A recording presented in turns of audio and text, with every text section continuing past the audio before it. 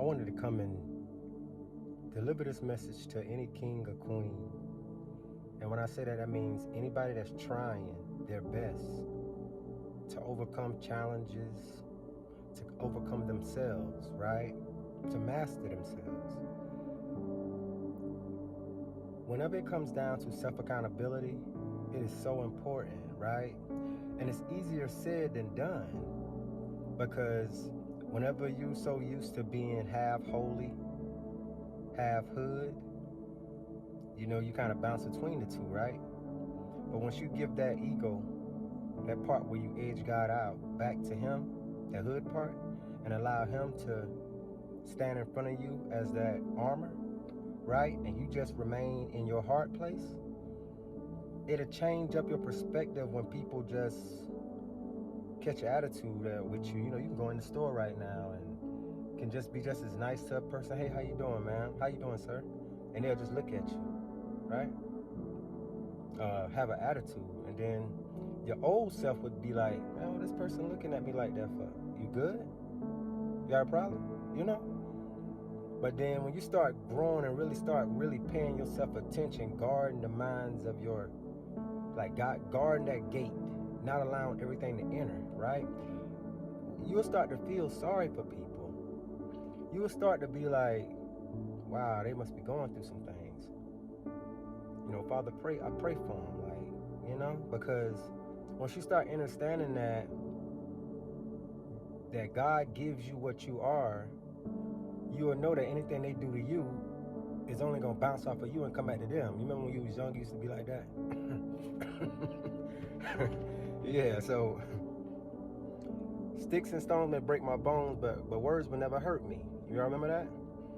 But look at how many, as we grew up, we forgot about that nursery rhyme, and words did start to hurt us, whether we wanted to accept that or not.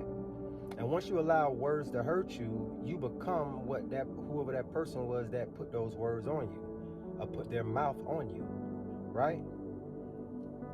But once you start really working on yourself and observing yourself, that's why self-love is key. Because when you start really loving yourself and really putting yourself first in all areas, then you'll start to be able to kind of step back and get into this complex of the ego standpoint, where when you come into contact with people, you looking, down on the both of y'all from a third eye view, right? Like a third party. And you will start to see like how this person acted and then how this person responded, or did this person react? And that person is you, right?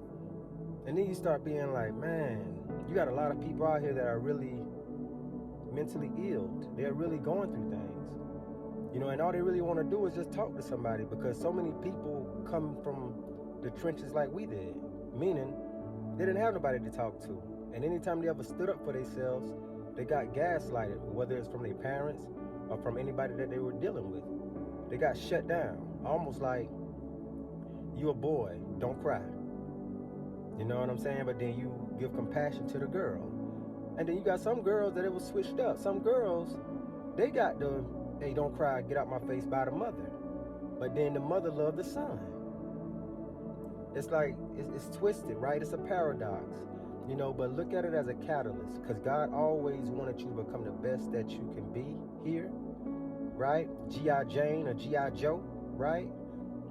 And you would have never become or get in the situation that you're in right now if you didn't go through basic training.